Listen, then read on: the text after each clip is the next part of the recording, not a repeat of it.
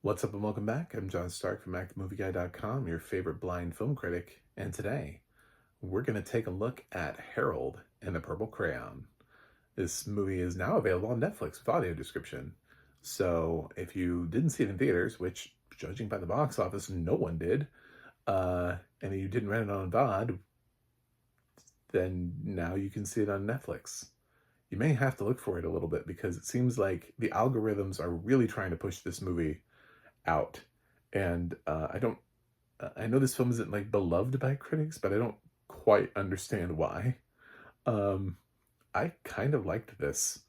This film does star Zachary Levi, which for some people at this point is going to be a deal breaker, but I'm going to continue to pretend it's not a deal breaker.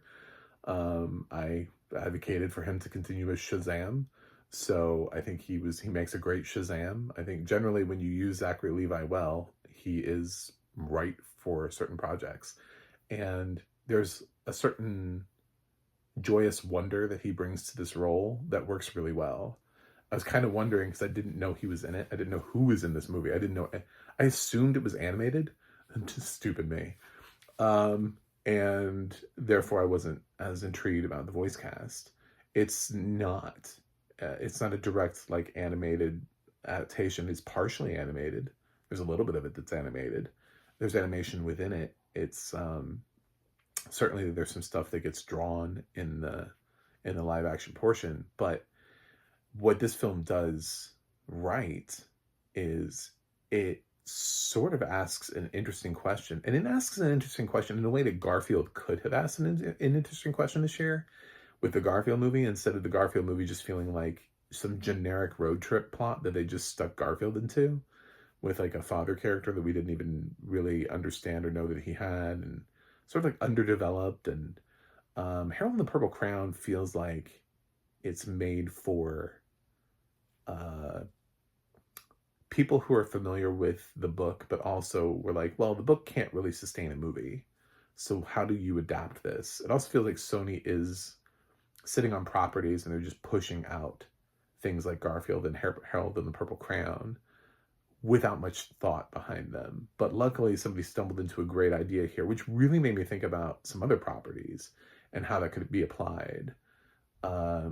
If you take sort of like a similar concept to Where the Wild Things Are, for example, and you could have done that in sort of like a Christopher Robin way, where he comes back years later and goes to the Great Rumpus as an adult or something like that. I mean, there are so many ways to look at the child's classic books and find a new way to tell them while still maintaining sort of the integrity of the original story, um, against the backdrop of maybe a different setting. And that's kind of what this does, is it takes Harold out of the book and puts him into the real world. But he's an adult, like he's grown up, and he's now Zachary Levi, and Moose and Porcupine follow him, and they get transformed into adults as well. One is played by Lil Howery, and they end up sort of following him around, and they don't quite understand because they were, a moose and a porcupine, so like they're figuring out how to be human. And Harold doesn't understand the real life, and all of this is because Harold hears his narrator and he wonders, who is this person that's talking to me? It's sort of like this voice of God that's like reading the book, type of thing, is talking to Harold and is sort of explaining to the audience, Harold. And he's like, I really want to know. And one day the voice isn't there. And he's like, oh, I need to go find the voice. It's kind of like, where it's headed, right? Where it's headed. But Harold doesn't know where it's headed because Harold's life has been simple. He's a character drawn in a book, who's allowed to create anything he wants within the realm of the book. It's the joy of imagination. It's really celebrating creativity, more than anything else. So Harold heads out into the real world to find Old Man, um, which leads to a lot of really great old man jokes. I'm an old man. Are you looking for an old man? Yeah. Because he doesn't know anything about it. He just calls him Old Man, and trying to find him. And they go on this adventure and they run into a mother and her son. The mother is played by Zoe Deschanel, which is perfect because this film feels so much like Elf. This film feels like Zachary Levi was so upset that he missed out on Elf that he was like, oh, there's a giant man-child I could play in this movie. I love it. Give me this movie. Without knowing that Sony was essentially going to let this movie die for all intents and purposes.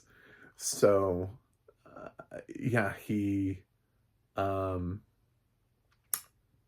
he ends up, running into this, bookkeeper, Gary, librarian, who's like written his own sort of Game of Thrones-ish book that nobody wants to buy. Um, and nobody can pronounce his title, and he gets really frustrated when nobody can pronounce the title. He's clearly going to be the villain, right? Type of person. But the mom also just isn't having it. She's they mentioned that the father has passed, and she's just not having this relationship. This imaginative kid who has this invisible best friend pet that is like this kid, a real world kid, I forgot his name, comes up with like things that are like amalgamations of different animals. Like the first one is like a spider fly, so it's like part spider, part fly, which sounds cool until it sounds like nightmarish. But he also has this other thing, and this pet of his that he's been interacting with this whole time that he's been able to see, that he has literally a dog whistle for, um, ends up, of course, it's going to get drawn at some point and put into the film. So he gets a little taste of drawing, and you see that it's a little like Polar Express, in one of those things where it's like, if you believe, if you have the imagination, the creativity, then that's all you need. The crown is just like the crown is just a vessel. And he gets to draw things too, much like even though in Polar Express only the boy rides the train, the sister can hear the bell at the end because she believes in the magic of Santa. So, because the kid believes in the magic of the crayon, he's able to draw with it. But who else? Gary. Mainly because he sees the power of the crown, so he wants to get the crown for himself. And this all leads to sort of like this weird adventure romp through the city. Cops kind of come into play, and it's goofy, it's fun for the whole family. I enjoyed it. I actually did. I might be the only person on the face of the planet that enjoyed this movie and is willing to put that on camera and be like, I enjoyed Harold and the Purple Crayon. Now, I'm also a blind film critic, so if the visual effects on here are just like atrocious for some reason, and maybe that's why everybody's running for the film, I don't know. But the spirit of the film, Zachary Levi's commitment to playing a man-child, I thought he was great here. I mean, this is exactly where he should be. He comes across much like Will Ferrell would have done if he had done this role. It's a really good role for him to be cast in. So, and Zoe Deschanel, I mean, how do you have a film and you're like, this film is vaguely like Elf. Zoe Deschanel should play, she's great for that sort of like deadpan, this isn't really happening. No, this isn't real. You need to go now. Like she gives a lot of that, and it makes the film great. And he's got comic relief behind him with Mooch and Porcupine and the various things he can draw. And I thought it was creative. I thought it was a creative use of the property in a way that made sense, in a way that felt unique to Harold and the Purple Crayon. Now, the Garfield movie, which is what Sony regurgitated on us earlier this year, was passable because it had some elements of it that kind of worked. It had a really talented voice cast, by the way. Like, really, a lot of people are like, Chris Pratt is Garfield? Like listen to the whole voice cast. It's insane. There's a lot of people doing a lot of voice actors doing a lot of great work in that piece that should not go slept on necessarily. So I didn't hate that movie as much as everybody else. I still kind of went negative on it. But then Sony comes out with this, and what did they like pull the marketing budget because Garfield bombed? This is the better movie. This movie feels like organically like exactly like what I'm saying. Like, okay, so you have a character, right? You have a property, and you're like, well, what if, you know? It'd be like, obviously you have the Very Hungry Caterpillar, right? You're like, how do you turn that into a movie? Well, the book is very limited in scope, or um, the Little Engine That Could. Obviously, you have to find more ways of doing that, and maybe there is another way to do that. And maybe somebody looked at Harold and the Purple Crayon and they were like, well, what if?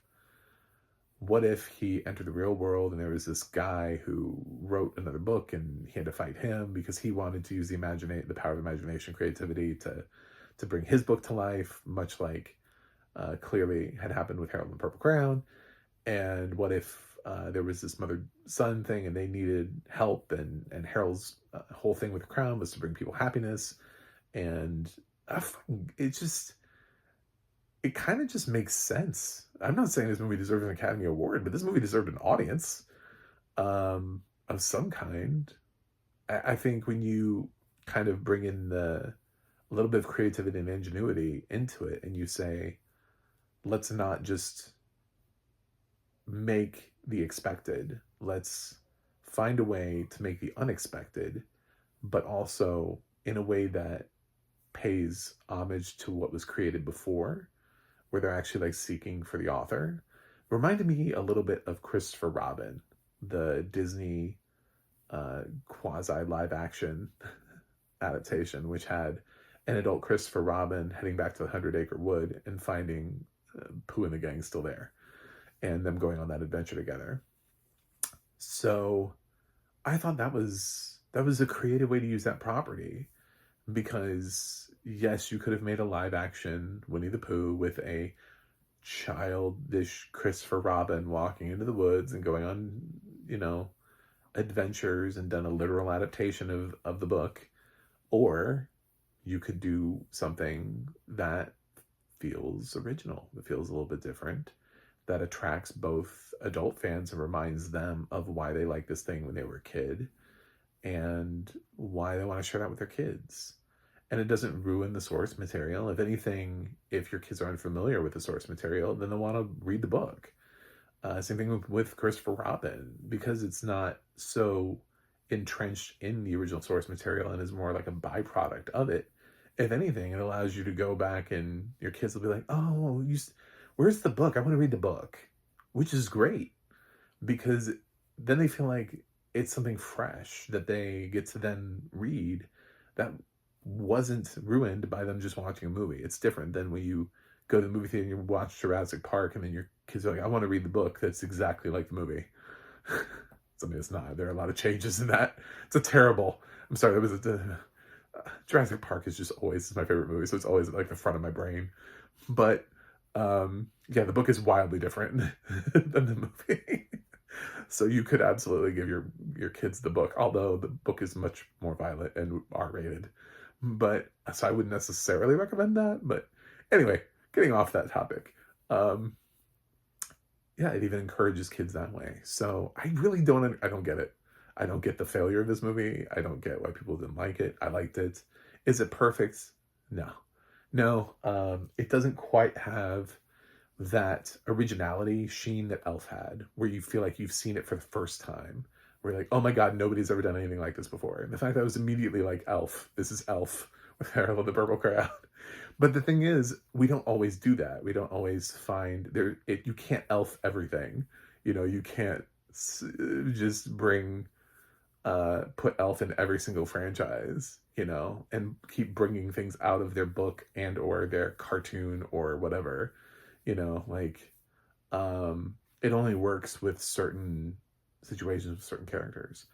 So it worked here, and they found a way to make it work. And I think you could do worse watching something else with your, kids.